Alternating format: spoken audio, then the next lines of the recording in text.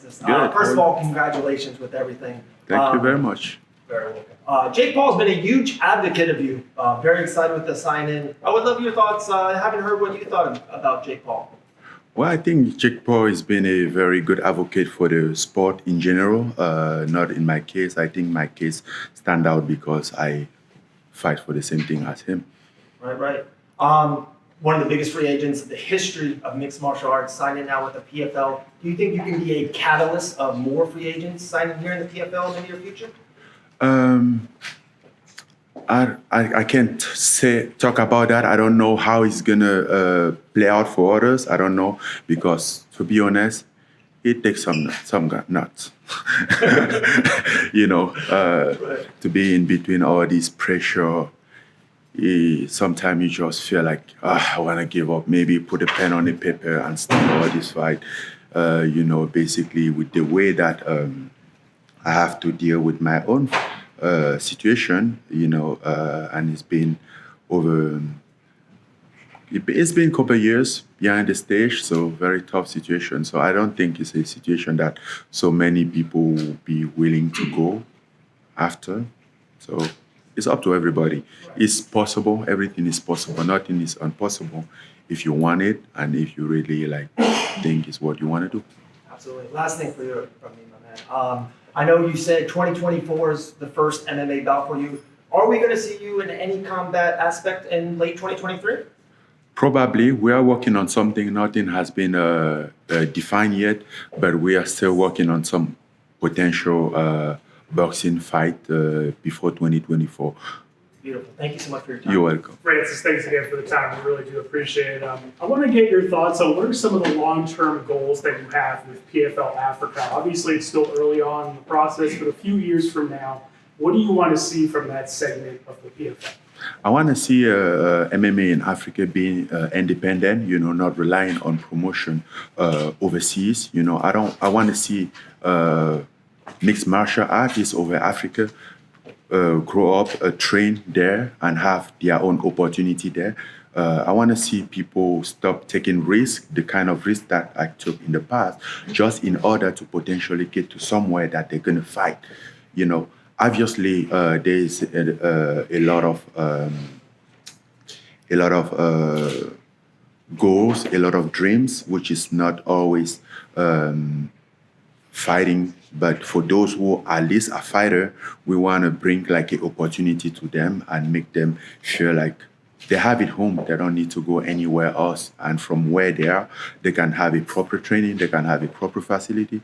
They can have a proper organization and just do as everyone else. Obviously, you're here in Atlanta, and perfect timing. Obviously, the heavyweights are battling with a lot on the line tonight, trying to get those postseason spots. How do you see that main event playing out between Ante Delia and Maurice Green? It's going to be a tough one, but I know Ante Delia is very tough, but Maurice Green been working his way up. I've been watching it since the UFC, and it's been improving a lot. So I think it's going to be a fun fight. But another one that I really keep my eye on is Renan Ferreira. I like his style. He's very clean. He's very sharp. The last question for me, in terms of your first PFL opponent, like what was mentioned earlier, could you see yourself potentially facing the heavyweight tournament winner or somebody outside of the league? Talk to us a little bit about that. Everything is possible. He could be the champion of the tournament, or it could be somebody from outside. But as for right now, I don't have a clear idea of who should be the opponent, and that's why that's also a reason why we put everything back in early 2024 in order to find a right opponent. Thank you. You're welcome. Francis, how much have you been in contact with Kamaru Usman, who has a promotion in Africa, about starting to develop that talent and what you guys can do, bring in shows to Africa? We always been in contact. Even before he has a promotion, we always been in contact, talk about it. Because even before that, I have a foundation in Cameroon of myself and trying to do the same thing, developing. Matter of fact, I'm going in Africa by the end of this month to inaugurate one of our facility that we open with a partner. So it's a training facility that's going to be open for MMA athletes. I have to bring it up. In Maurice Green's corner is John Jones, who does like to say a lot when he's in interviews about you. If you pass by John, do you think you guys will have any words? I don't know. I mean, at the end of the day, this is just a business. I think John is on the other side and I'm on the other side. Maybe this will settle down someday or not. But at the end of the day, for me, there's nothing personal. It's a good rivalry that I really like to have with John because I think he's a great fighter. So, yes, I'm cool.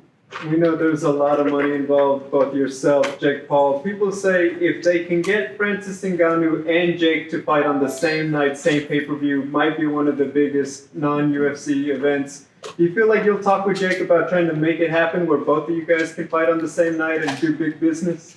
I think PFL is doing a great job in that regard to like trying to put things together, and I'm sure they have think about what you're saying, and they are cooking something.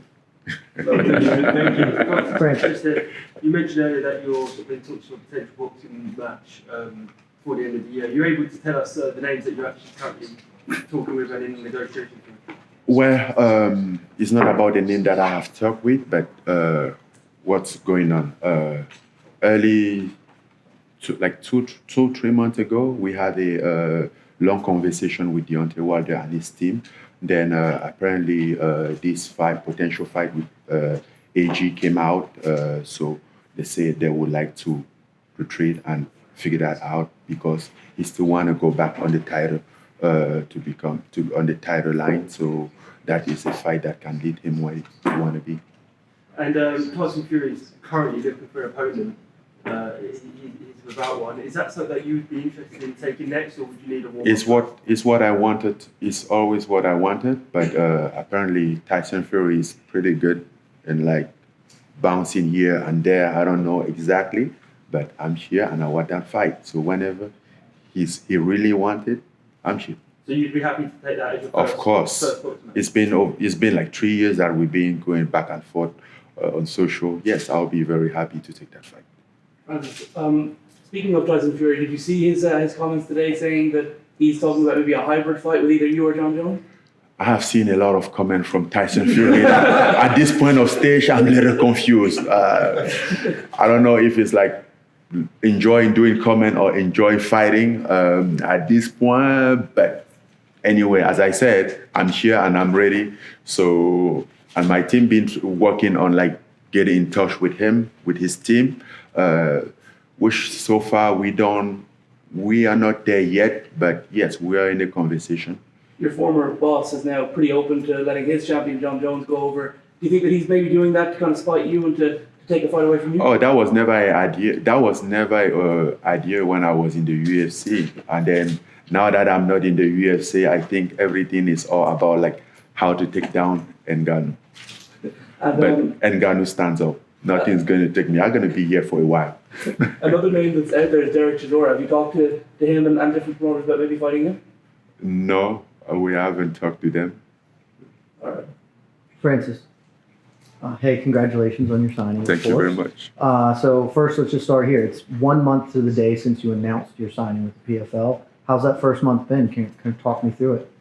1 month since we announced, but it's been like 3 months since we have a deal. But how's that first month been, you know, with everyone knowing? It's been cool. I mean, I was very impressed of the reaction, you know, very positive. I think it was a good thing. At first, I wanted to like maybe sort out like a boxing situation before this, you know, but the opportunity was there. They bring like a good partnership to me, and at some point, me and my team, we just like, wow, what are we waiting for? Like, this should start now, you know. So it's been cool, good, very good and healthy relationship, and I also feel very relieved. Well, that's great. Speaking of that healthy relationship, standing right where you are now, a week ago, was Deontay Wilder. We've already talked about some. He said that fighting you is something that could truly happen. Is that something that can happen inside the PFL or with the PFL's help as they've been reaching out? Or It's something that can happen anywhere, even in the PFL. He'll be good. I think for the MMA part, he'll be good in the smart cage and PFL. For the boxing side, we're gonna figure it because we were talking about like one boxing, one MMA, which I'm not really sure if that's what really the smoke that he wants. But I'm open to give him two boxing fight. You know, it's gonna be very challenging for me, but that's what I want. You know. and last one for me, Francis. So obviously the big names have been talked about for the boxing: Tyson Fury, Deontay Wilder. Is it more just about boxing? Do you care who you're stepping in there against in the ring, or do you want it to be one of those top level names? I would like to have like one of those big names now, but obviously there's also an option because I'm not thinking of like just having one boxing fight, you know. So there's also an option if something doesn't work out or dragging down, you know, to do some, I don't know, maybe some warm-up fight, something just to get a feeling of it, you know. But I'm interested of all of it. But the goal, even by taking another fight, the goal would be to get to this big fight. Thanks so much. You're welcome.